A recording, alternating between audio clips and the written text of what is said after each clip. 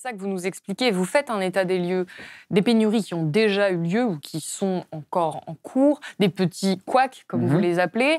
Mais surtout, ce que vous nous décrivez, c'est un futur extrêmement sombre, où globalement, on va être dans un monde où la pénurie sera la norme, où tous nos modes de consommation, nos manières de vivre vont être impactés, et vous en dressez un portrait quand même assez précis. Alors, vous prenez vraiment les domaines un par un et vous expliquez quelles sont les pénuries auxquelles nous faisons déjà face et quelles sont les pénuries à venir. Et le premier domaine auquel vous vous attaquez, c'est bien sûr un peu le domaine qui impacte tous les autres domaines, c'est le domaine de l'énergie. Alors, vous ouvrez ce livre avec le projet ICOP de Total Energy en Ouganda et en Tanzanie, qui a fait énormément parler, ce pipeline géant qui est considéré comme une bombe climatique par de nombreuses ONG et associations qui étudient les questions environnementales. Aujourd'hui, vous le rappelez, les énergies fossiles constituent encore 80% du mix énergétique mondial. Cette part va devoir baisser considérablement. Premièrement, pour des raisons climatiques, puisqu'on sait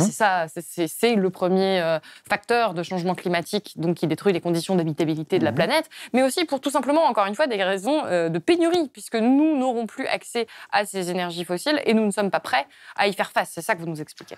Oui, alors il y a plusieurs choses à dire, évidemment, donc sur cette question énergétique. Déjà, c'est toujours utile, et j'essaie de le rappeler dans le livre, je ne suis pas le seul à le faire, évidemment, l'importance de l'énergie pour nos sociétés. En fait, on oublie souvent que tout ce qu'on fait n'est que sur base d'une énergie abondante. On parle beaucoup de croissance économique, on parle de consommation de masse, etc. Rien de tout ça ne serait possible sans l'accès à une énergie bon marché qui est essentiellement fossile.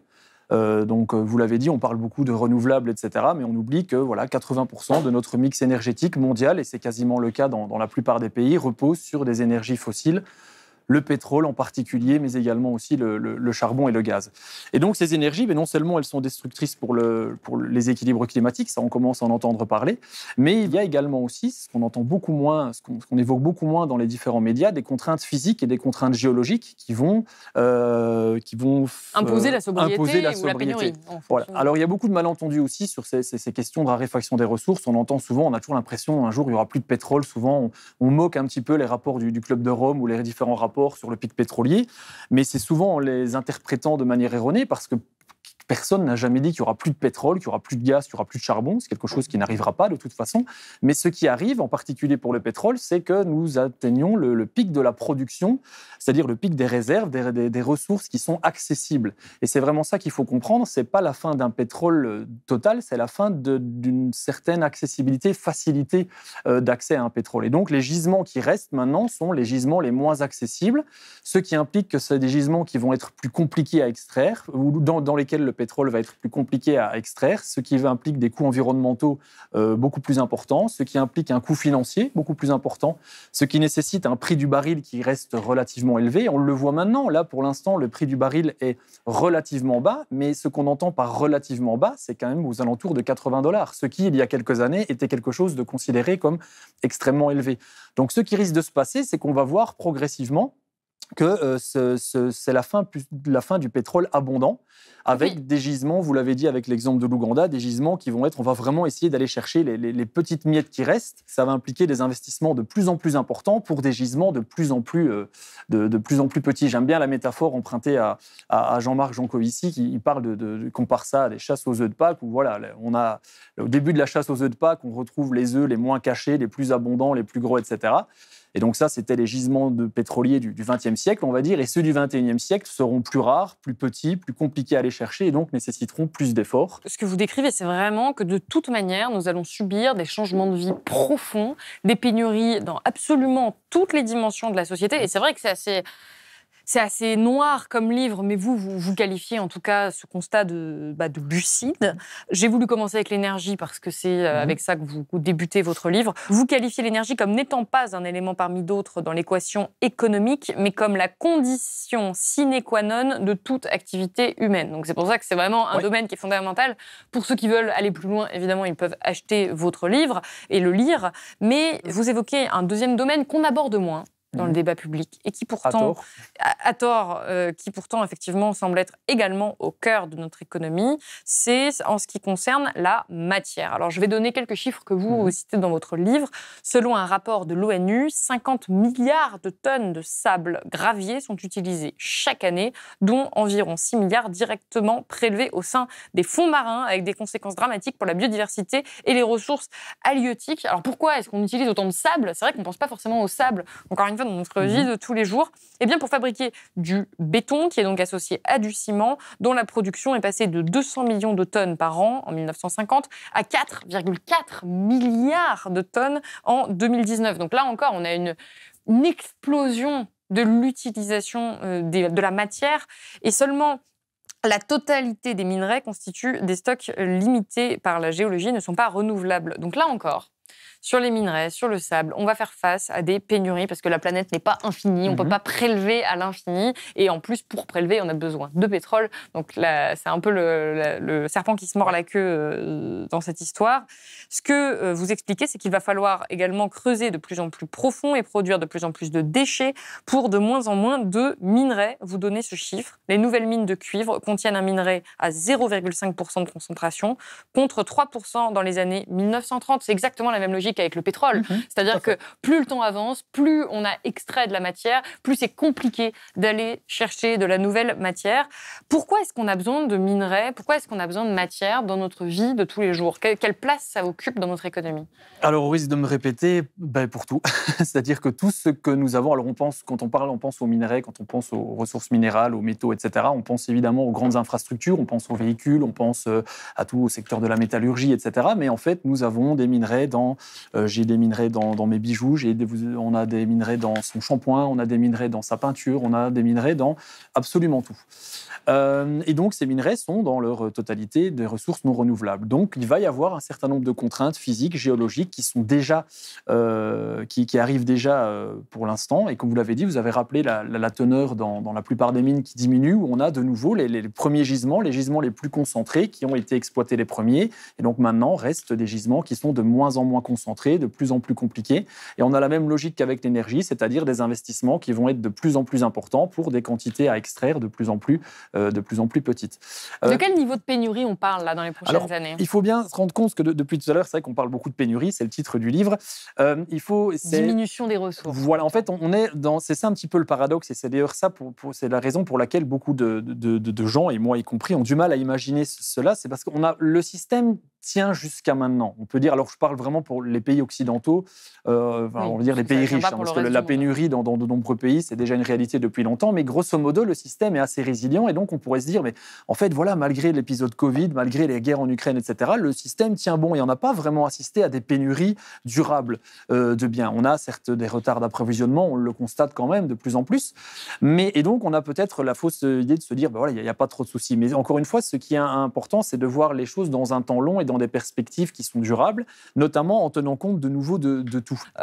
On ne parle pas de pénuries qui vont arriver dans 400 ans. Non, ça c'est certain. Ça, ce qui est certain, je cite un petit peu, j'écris dans le livre que le XXe siècle a été le siècle de l'abondance. De nouveau, en tant que géographe, j'insiste toujours pour une partie du monde. Ce qui est certain, c'est que le XXIe siècle sera celui des limites. Et le XXIe siècle, ces limites ne vont pas commencer en 2099. Elles sont déjà là. Pour quiconque s'intéresse à tous ces domaines, on peut les constater.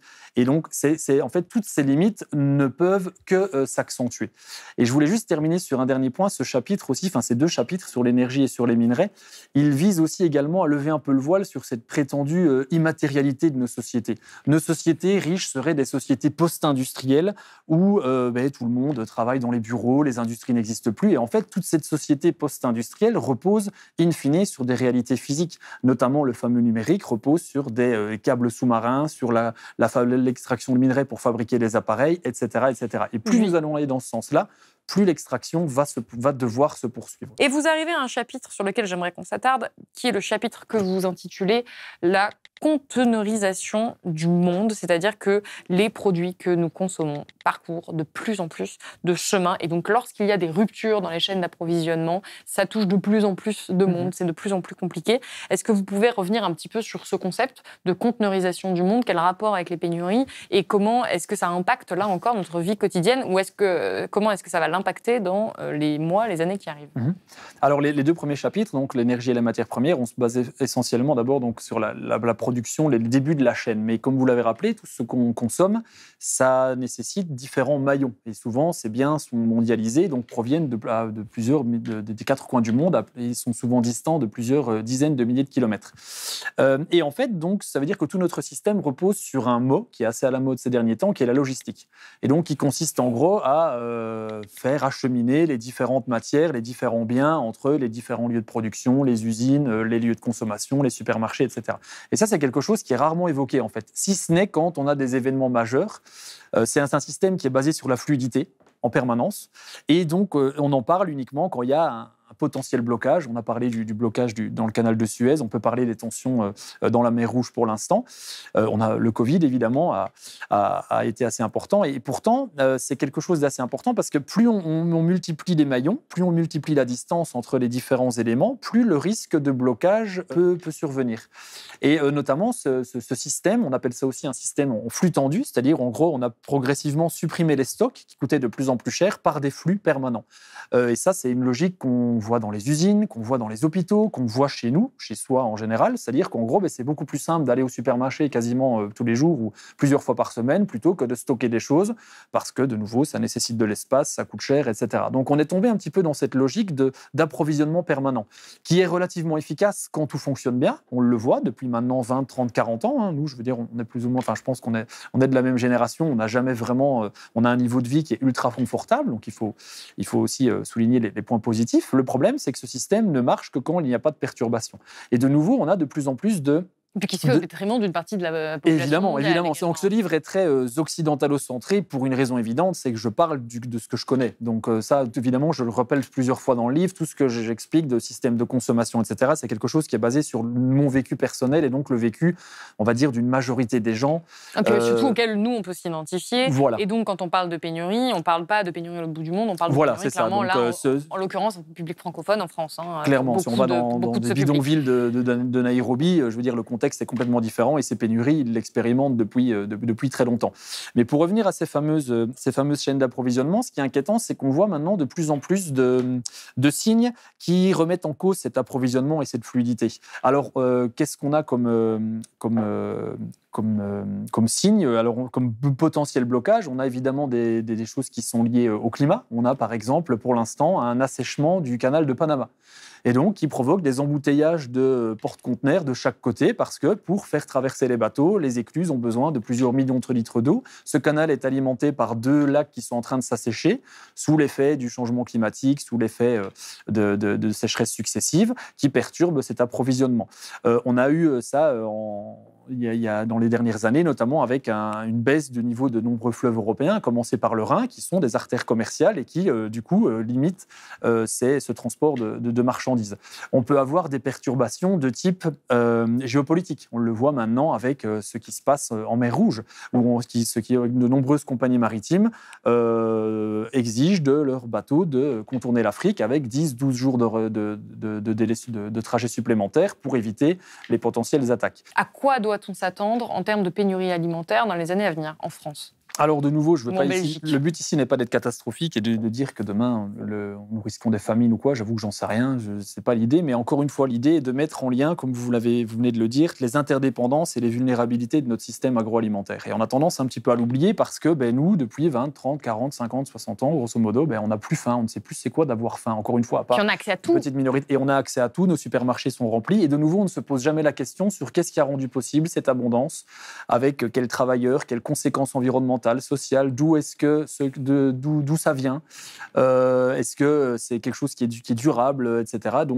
Et donc, on oublie souvent toute une série de choses. C'est qu'en fait, maintenant, notre alimentation suit un peu toutes les logiques qu'on a évoquées tout à l'heure. C'est-à-dire qu'en gros, notre alimentation, c'est totalement industrialisé et notre approvisionnement alimentaire, c'est également industrialisé. Et donc, toutes les conséquences qu'on a évoquées sur l'énergie, les matières premières et la logistique va toucher déjà notre alimentation. Donc, rien que les trois premières parties qu'on a évoquées tout à l'heure vont déjà influencer grandement notre alimentation.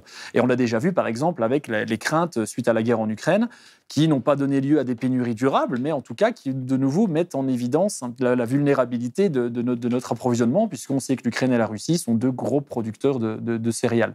À cela, on peut évidemment ajouter la donne climatique, qui, on le voit déjà quotidiennement, même dans des pays comme la France, la Belgique, impose à de nombreux agriculteurs de se remettre en cause. Et de nouveau, un petit peu comme les chauffeurs routiers, on a aussi une dévalorisation du monde agricole aussi, ou avoir un désintérêt complet, où on ne parle jamais des agriculteurs, on ne parle jamais de leur quotidien, si ce n'est pour les rendre responsables d'une situation à laquelle ils sont principalement victimes, c'est-à-dire qu'on les accuse de polluer, d'utiliser des produits chimiques, dans un système où on les a mis en concurrence avec l'ensemble du monde, avec l'agrobusiness, et on les a contraints, notamment via la grande distribution, à fournir des produits avec des prix tout aussi bas. Donc on a un petit peu une relation hors sol à notre alimentation, qu'il implique absolument de remettre en cause. Et c'est ça aussi que je dis à plusieurs reprises dans le livre, c'est qu'en fait, c'est notre abondance, notre surabondance qui risque de provoquer des pénuries.